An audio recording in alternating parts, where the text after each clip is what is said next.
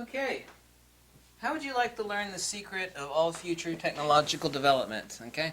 All goes back to the ancient Romans and their arches. Okay. Now there's three, like weight, for example. Most people think weight is something like, I weigh too much, right? Obviously, I weigh too much. Weight. They think, well, what is weight? That's acceleration of one body towards another. What's actually mutual acceleration? Weight changes even if you climb to the top of an extremely high mountain. There are actually gravitometers which detect the differences in 1 g of gravity variances on different places of the Earth. Like if you go over the Marianas Trench, the gravity changes. Or if you go to the top of a mountain, your weight actually changes. Not that you should climb to the top of Mount Everest with a scale. Weight is location specific, vector specific, medium specific, and geometry specific. Well, what the hell does that mean? Without getting into an extremely long discussion, okay, we obviously know that weight is location specific. If you weigh 100 pounds here on Earth, you're pretty skinny. Now, you weigh 100 pounds here on Earth. If you're 100 miles out from Earth, your weight is going to be, not have to be that far. Let's say the top of the ionosphere, your weight's going to be radically different. So we know that weight is location specific. Vector specific. We also know that if you actually change the vector of approach or the point of acceleration towards the Earth, for example, that the weight varies. If you actually take a curvilinear path towards the Earth, the actual weight displacement changes. Same way a block and tackle works and a gyroscope works as far as displacing the vector of the weight of acceleration. You can actually spin up a super heavy gyroscope and lift it with ease, but if it's not spun up, now people will incorrectly tell you that the weight doesn't change, but it actually does. If you actually twirl the gyroscope at a specific vector, it will move in opposite direction to the point of acceleration that accelerated towards the Earth, while your weight doesn't change. If you're spinning up a gyroscope, has been proven, while you're standing on a scale, it's true, the weight is the same. However, you'll notice if you spin it in a curvilinear fashion away from the Earth, you'll actually notice that the scale will radically change.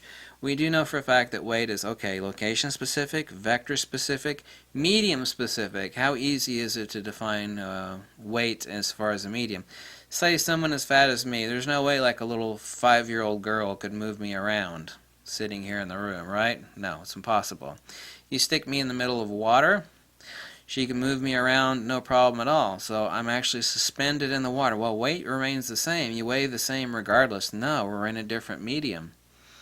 Well, you weigh the same in that medium. Oh, really? You place a scale underneath me while I'm standing in the water? I guarantee you I have a totally different weight.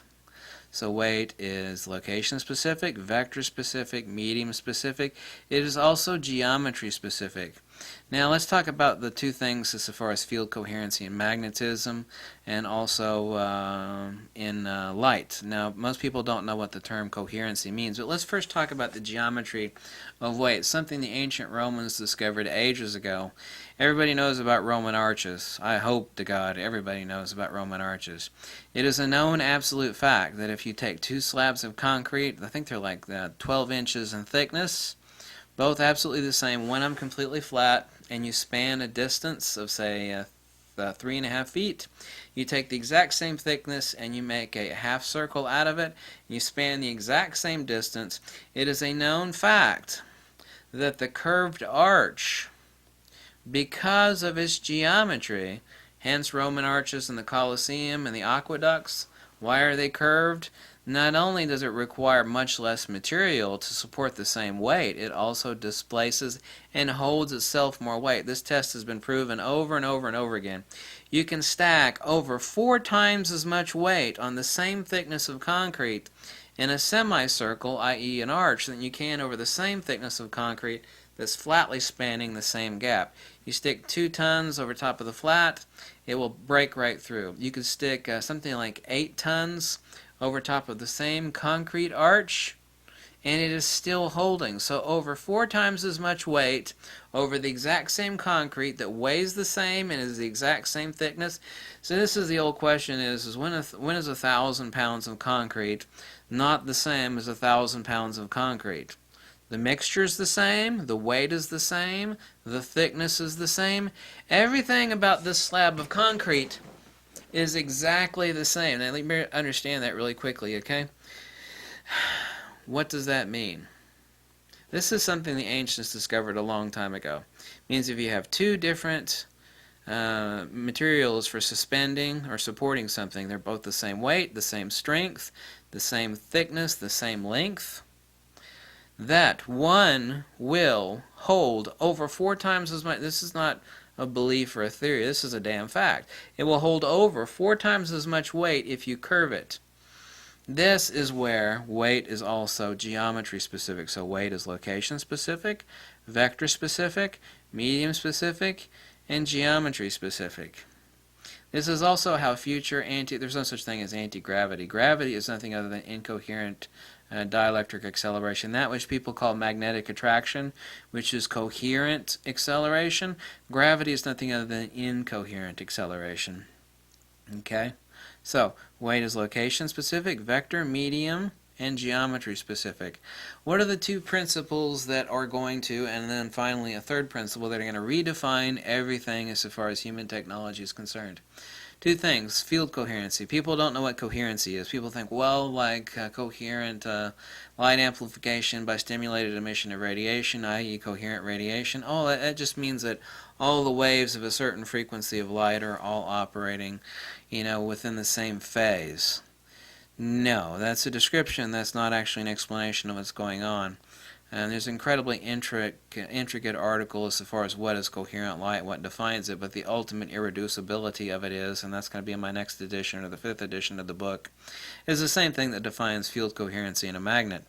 That coherency is point-specific emanation. In other words, in a laser, people say, well, light's bouncing between two mirrors, one 100% mirror, and that's in a regular, like a helium neon in the conventional mirror, not like a diode laser or a chemical laser. There are many different types of lasers, but all lasers operate off of the coherent radiation, the same principle, which is point-specific emanation. Now, in the magnet, there's absolutely no change in the quantification of a magnet before it becomes a magnet than after it becomes a magnet. That ceramic block of neodymium iron boron or samarium cobalt or ferrite is exactly the same before it's a magnet than when it becomes a magnet. A pulse is induced in it a dielectric charge is induced into it, which causes field coherency.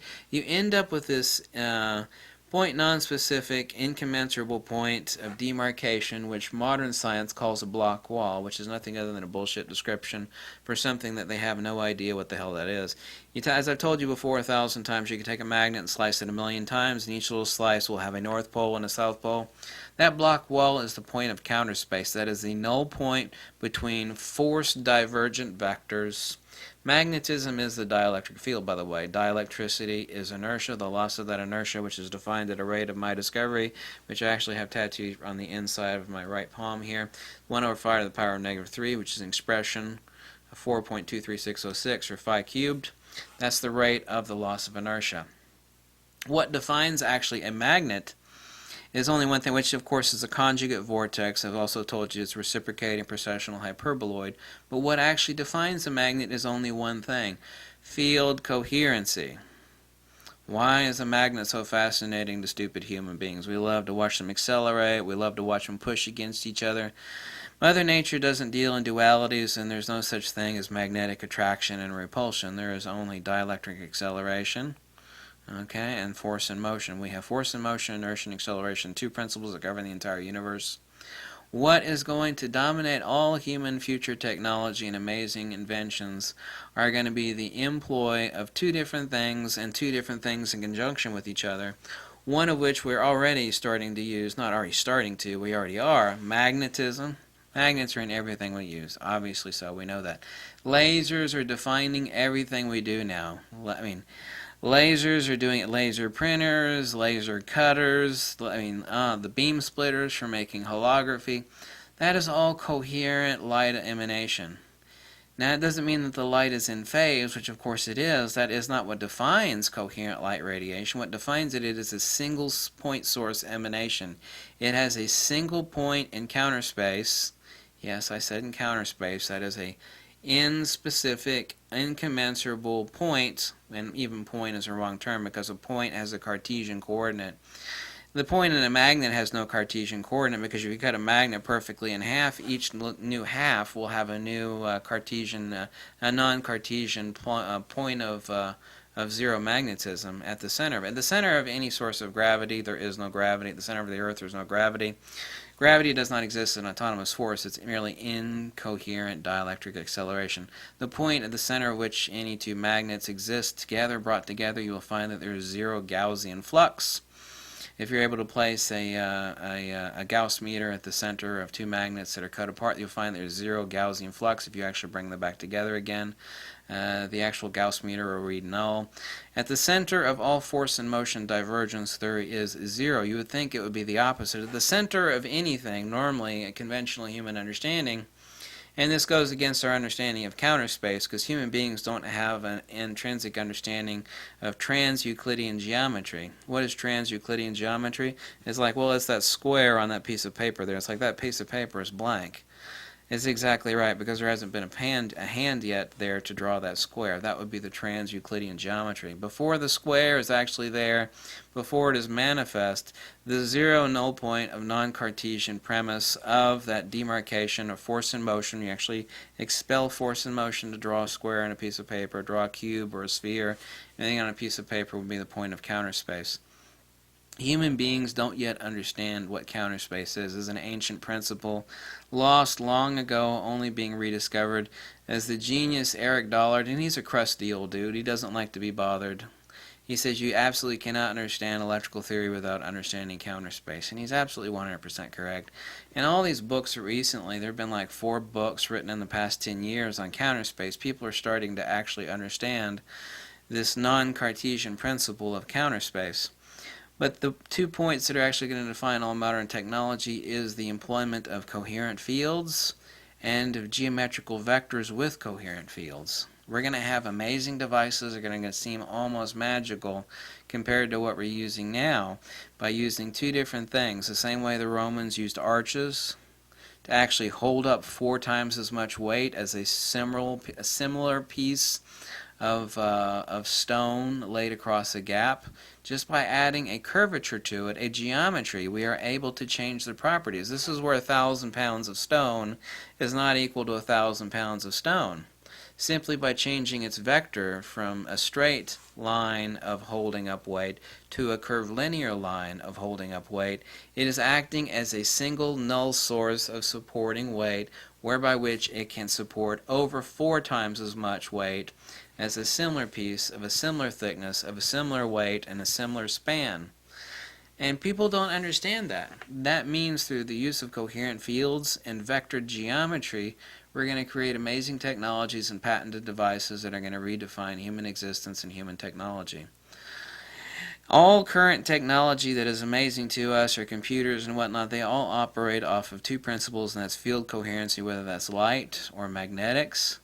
Without those 2 coherent fields that are employed in countless thousands of patented devices, we wouldn't have our current technology today. But that coupled with our comprehension of using coherent fields with applied geometries, the same way the Romans used arches to define making buildings smaller, lighter weight with less material that are able to support over 5 times as much weight.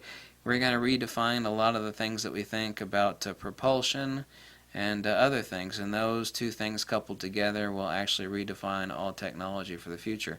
Coherent fields coupled with the understanding of applied geometrics of coherent fields, which would be coherent field geometry. Coherent field geometry. CFG. Just like weight. Weight is location specific, vector specific, medium specific, and geometry specific. Weight is not weight. Neither is 1,000 pounds of stone, which holds up X amount of tonnage above it, the same as the same point of stone, which has been curved. The 2 are radically different. The other one is the same size, the same width.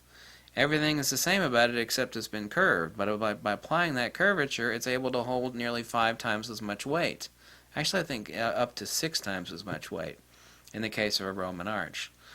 That's the secret of humanity that the ancients discovered a long time ago, and humanity is only starting to rediscover. So thanks for watching. I hope you liked the video. I hope it wasn't too complicated. I tried to dumb it down as much as I could. Thanks. Bye.